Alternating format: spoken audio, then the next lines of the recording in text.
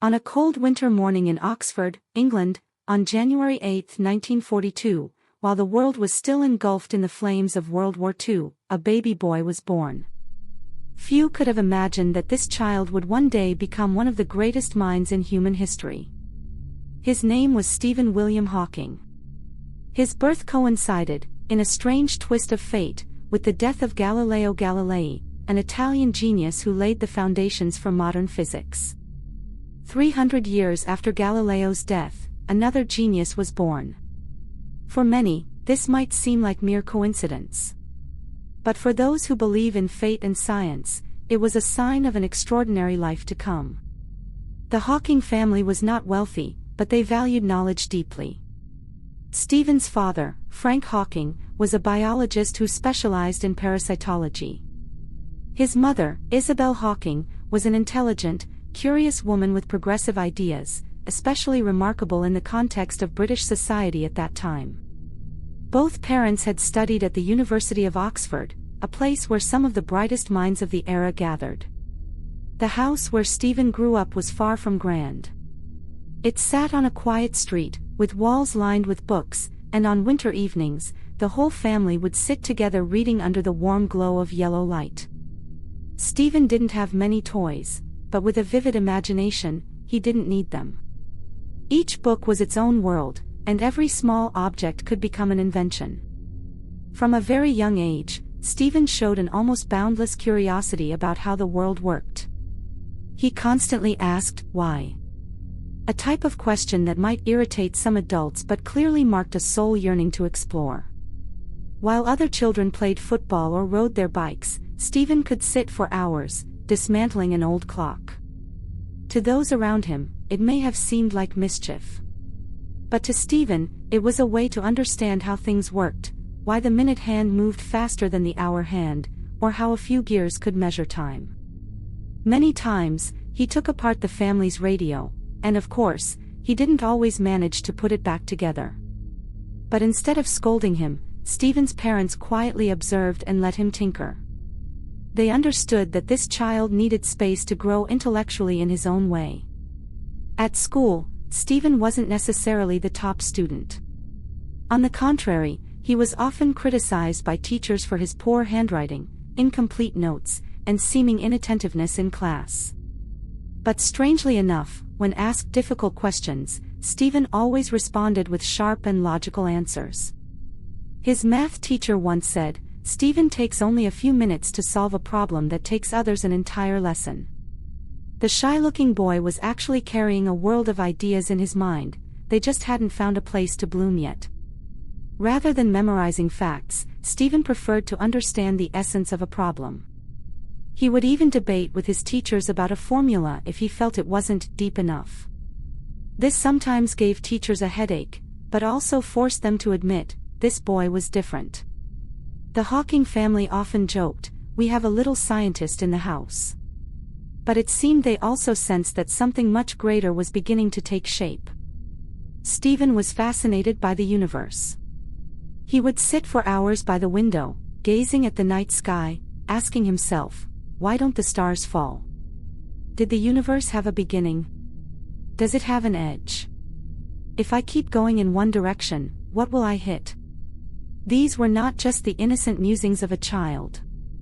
They were the first seeds of a scientist, one who would later spend his entire life trying to answer those very questions.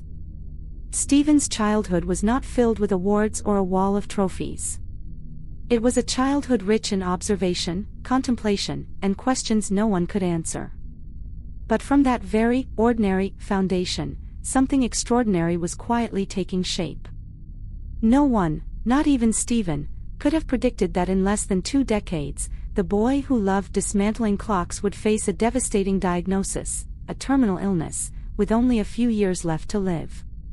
But from that very moment, the greatest journey in modern scientific history, and in the hearts of millions, was just beginning. Stephen Hawking entered the age of 17 with a beginning many could only dream of, becoming a student at the University of Oxford, one of the most prestigious schools in the world. Though still young, Stephen had already shown a deep passion for the natural sciences, especially physics, something he called the key to unlocking the secrets of the universe. But upon arriving at Oxford, Hawking quickly realized this place was unlike any academic environment he had encountered before. The students were all exceptionally gifted, the lecturers were extremely strict, and the academic system demanded a high level of independent study. At first, he felt a little out of place. His small dorm room was cold and bare, sometimes bringing a suffocating sense of loneliness. However, as always in his life, Stephen didn't choose to complain, he chose to adapt. Although he had chosen to study physics, Stephen's true passion lay in pure mathematics. Unfortunately, Oxford didn't offer a separate undergraduate mathematics major at the time. So, Stephen accepted a shift toward theoretical physics, something that would soon become his destined path. At Oxford, Stephen wasn't the kind of student who studied diligently every hour in the library. In fact, he once admitted that he studied very little, just a few hours a day. But what made him stand out was this: just by reading through the material, he already deeply understood it. His quick thinking and extraordinary memory helped Stephen grasp complex concepts naturally. A classmate once shared, "While you were still trying to understand the first chapter of the textbook, Stephen was already challenging the assumptions in the final chapter." Outside of class, Hawking wasn't the bookish recluse many imagined. On the contrary, he was sociable, witty, and always present at student gatherings. He enjoyed rowing, dancing, and was a captivating storyteller. Though he wasn't the most striking in appearance, the way Stephen spoke, sharp and humorous, drew everyone in. Gradually, he became well known across the school, not just for his intellect, but for his unique, Stephen, way of living, unpretentious, yet confident and distinctive. A fellow student once remarked, "He always knew what he was doing and never seemed worried." That made people naturally trust him. However, during his third year, something strange began to happen. Stephen noticed he was stumbling more often. When walking, his legs didn't feel as steady. When writing on the board, his hands would occasionally lose control. At first, he assumed it was just fatigue or exam stress. But the symptoms became more frequent and more obvious. He kept it to himself. With a proud nature, Hawking didn't want to bother anyone or admit that something might be wrong. But after the winter break, upon returning to school, his physics tutor noticed Stephen's unsteady gait. He was advised to get a medical checkup. The final exams at Oxford marked an important turning point. The university's grading system offered 3 outcomes: first-class honors, second class, or fail. Stephen knew that without earning first-class honors, he wouldn't be accepted into the University of Cambridge for postgraduate studies, something he deeply longed for. Then a miracle happened. During the final oral exam, when asked difficult questions, Stephen not only answered correctly but even counter-argued the examiners. Impressed by his outstanding intellect, the exam board awarded Stephen a first-class honors degree, opening the door to Cambridge, the land of scientific giants like Newton and Dirac. But the joy didn't last long, as his physical symptoms became increasingly severe.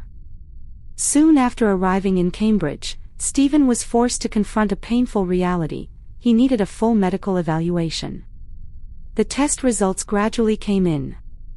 And then, in a small hospital room, the 21-year-old young man, with the whole world seemingly ahead of him, heard the devastating news.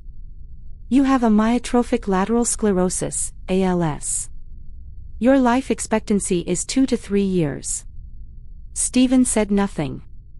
Time seemed to freeze. So many dreams, so many plans for the future, all shattered in a single afternoon.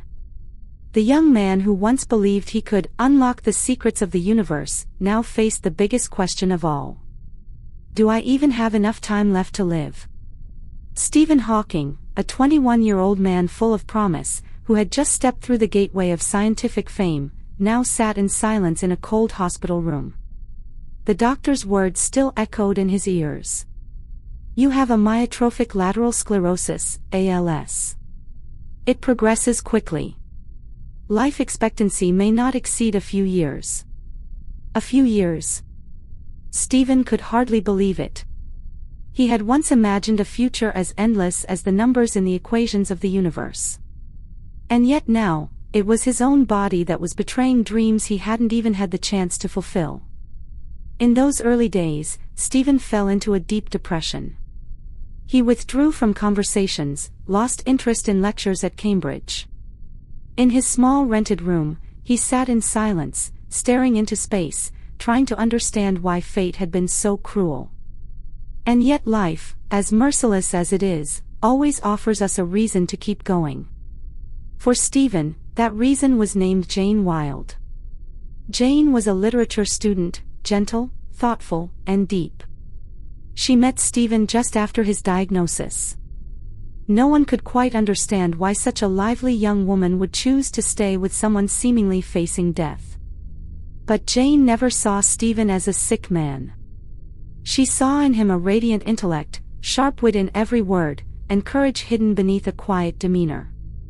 Jane wasn't afraid. She didn't pity. She loved, in the truest sense of the word. Jane's love was like a small lamp in the dark cellar where Stephen was trapped. She began pulling him out of despair with her gentle words, afternoon strolls, and stories about the future, as if the future truly was still there, wide and full of hope. And then something strange happened. Stephen began to dream again. He asked himself, if I only have 2 years left to live, then why not live as if I had a lifetime ahead? Instead of dwelling on death, Stephen focused all his thoughts on a question he had chased since childhood. How did the universe begin? Is there a law that governs all of existence? Under the mentorship of renowned physicist Dennis Sciama, Hawking gradually returned to research. He read, pondered, and began writing his first essays on cosmology, the study of the origin and evolution of the universe. Hawking's thinking was so sharp that even professors were astonished. They couldn't understand how someone so physically weak could offer such groundbreaking ideas. At one physics conference, Hawking boldly suggested, "The universe may not require a metaphysical beginning." It was then that people began to realize, his intellect was stronger than the body that was slowly failing him. During that period, Stephen and Jane decided to marry, a decision that shocked many. Friends asked Jane, "How can you marry someone who could die at any moment?" She simply smiled and said, "Because he is still living, and living brilliantly." That marriage was not just the union of two people, but a symbol of belief, that love can defy time, illness, and even death. Jane wasn't just a wife, she became his partner, his voice, the one who helped him through worsening days. ALS gradually robbed Stephen of movement. He started using a cane, then a wheelchair. His voice weakened. But every day, he still went to the research office. Even with only 2 fingers able to move, Hawking wrote scientific works that stunned the world. And then the impossible happened. Time passed, 2 years, then 5, then 10. Stephen was still alive. Doctors couldn't explain what was keeping him going. But perhaps it was his burning passion for the universe, and Jane's love, that pulled him back from the death sentence he had once been handed. In the deepest darkness, if there is even a glimmer of light, we can still find our way. Stephen didn't just survive. He lived with purpose. And his journey had only just begun. In the early 1970s, Stephen Hawking, the man once told he had only 2 years to live, astonished the scientific world. Not only was he still alive, he began to reshape how humanity understood the universe. Seated in a wheelchair, his body steadily deteriorating, his mind grew stronger by the day. With just a few fingers still able to move, he kept calculating, writing, discussing, no less than any able-bodied scientist. Hawking turned his focus to black holes, regions of space with such intense gravity that nothing, not even light, could escape.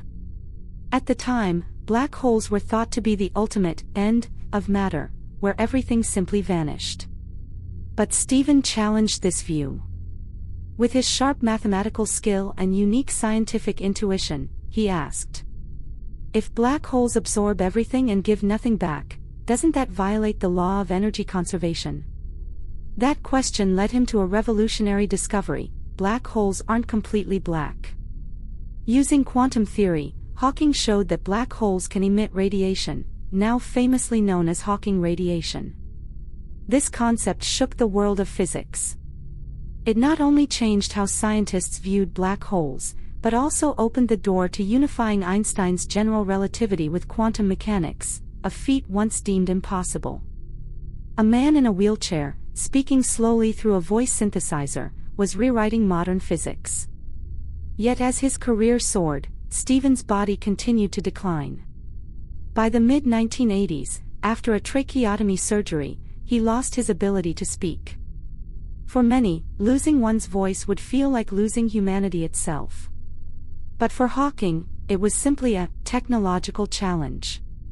A company in California developed a special device for him, a voice synthesizer controlled by cheek muscle movements.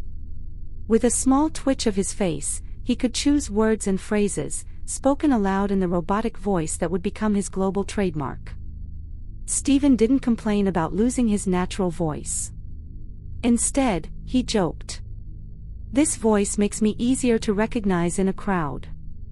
And sometimes I sound like an alien robot, and I think that's pretty cool." He didn't let the loss of speech become a barrier, he made it a part of his identity. Trapped in a nearly immobile body, Hawking traveled the world, lectured at conferences, gave interviews, and even appeared on popular shows like The Simpsons and Star Trek. With a speaking wheelchair, he touched millions of hearts. In 1988, he released his world-famous book, A Brief History of Time. The book, aimed at explaining the universe to ordinary people, quickly became a global sensation. Despite its complex topics like the Big Bang, spacetime, black holes, and string theory, the book's clear and witty writing helped it sell over 25 million copies and be translated into more than 40 languages. What was most special, Hawking didn't write the book for fame or money, he wrote it to share cosmic knowledge with humanity. He once said, "If we understand the universe, we understand our place within it. And that, to me, is the greatest goal."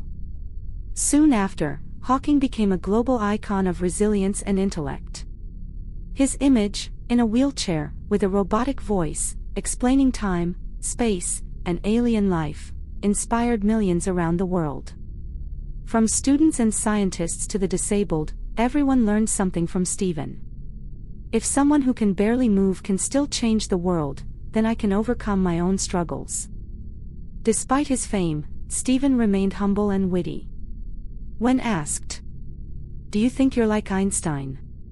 he replied, "No. I haven't grown my hair out yet." Stephen never let illness define him. And he never let success stop him from learning. The wheelchair never made him smaller. The robotic voice never made him distant.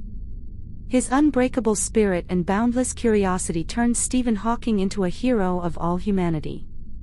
When a person is trapped in a body almost immobile, living with a mechanical voice and relying on others for all daily activities, people often think they will become closed off, cold, and hard to approach. But with Stephen Hawking, that was never true. He never stopped living, loving, and connecting. And the universe, the very thing he dedicated his life to studying, sometimes became the language through which he expressed love. Since marrying Jane Wilde in 1965, Stephen's life entered a challenging phase. They had 3 children, Robert, Lucy, and Timothy. In their small Cambridge home, between long nights when he stayed awake studying the universe and early mornings when Jane juggled childcare, illness, and work, they wrote one of the most beautiful stories of love and resilience. Jane was not just a wife, she was the pillar, the caretaker, the interpreter, the one always behind the scenes of every lecture and trip. Though she studied literature, Jane became the most emotionally understanding person of physics. She didn't need to grasp every equation Stephen worked on, she only needed to understand the heart behind the words. She once said, "He's not just studying the universe, he's fighting destiny itself to assert, I'm still here, I can still create value. However, the pressures of life continuously weighed heavily on Jane's shoulders. Being a mother, wife to a severely ill man, and unpaid assistant to a great scientist, she began to burn out. In the 1980s, as Hawking became globally famous, with a busy schedule and increasing care demands, Jane gradually felt herself disappear. Though their love remained, distance grew. Stephen lived more in the academic world, while Jane was caught up in the complex reality of raising children and caring for her sick husband. Finally, after nearly 30 years together, they separated in 1990 and officially divorced in 1995. The news shocked the public. Many didn't understand and even criticized Jane, the woman who had sacrificed everything. But only those truly close knew that they loved each other deeply enough to understand when it was time to let go. Stephen later married Elaine Mason, the nurse who cared for him. It was a controversial relationship, surrounded by gossip, but Stephen alone knew what that choice gave him: closeness, a sense of freedom within his own room. Though the second marriage didn't last forever, it showed that even in a wheelchair, in a body that could only move a few facial muscles, Hawking was still a vibrant person, capable of love and needing to be loved.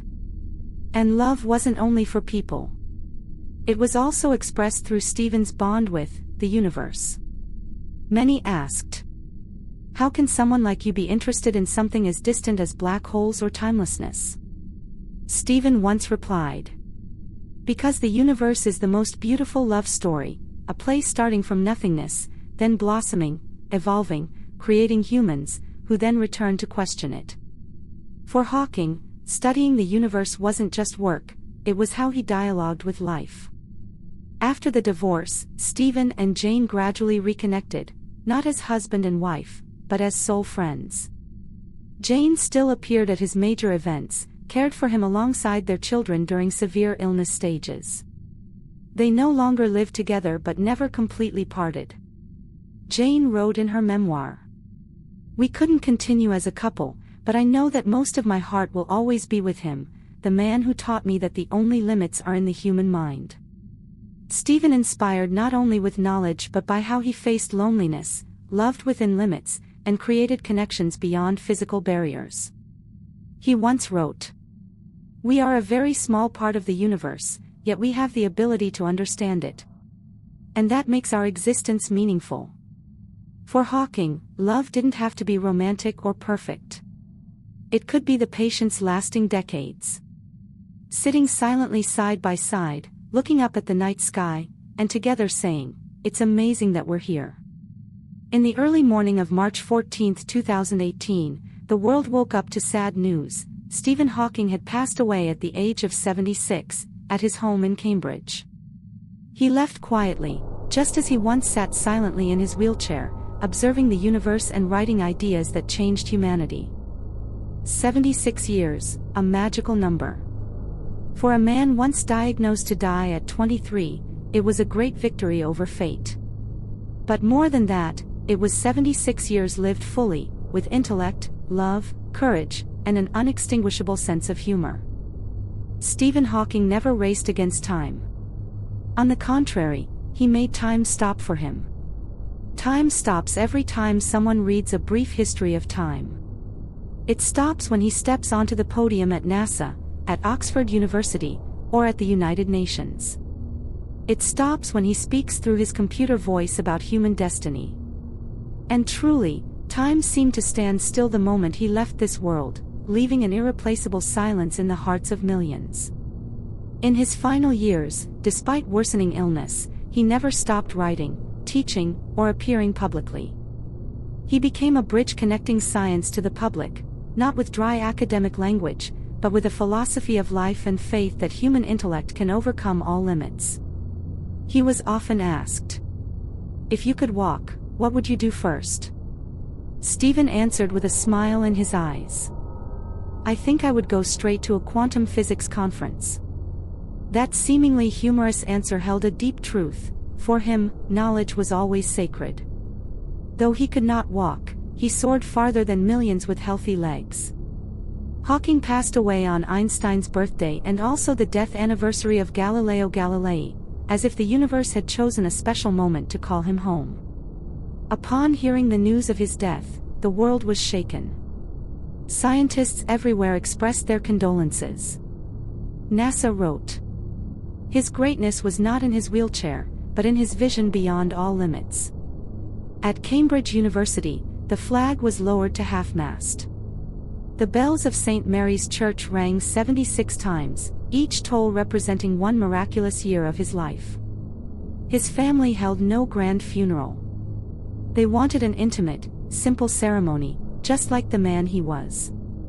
His ashes were laid to rest between two other geniuses in Westminster Abbey, Isaac Newton and Charles Darwin, a historic recognition that he was among the greatest to ever live.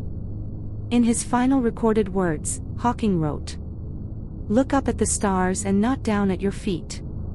Try to make sense of what you see, and wonder about what makes the universe exist. Be curious."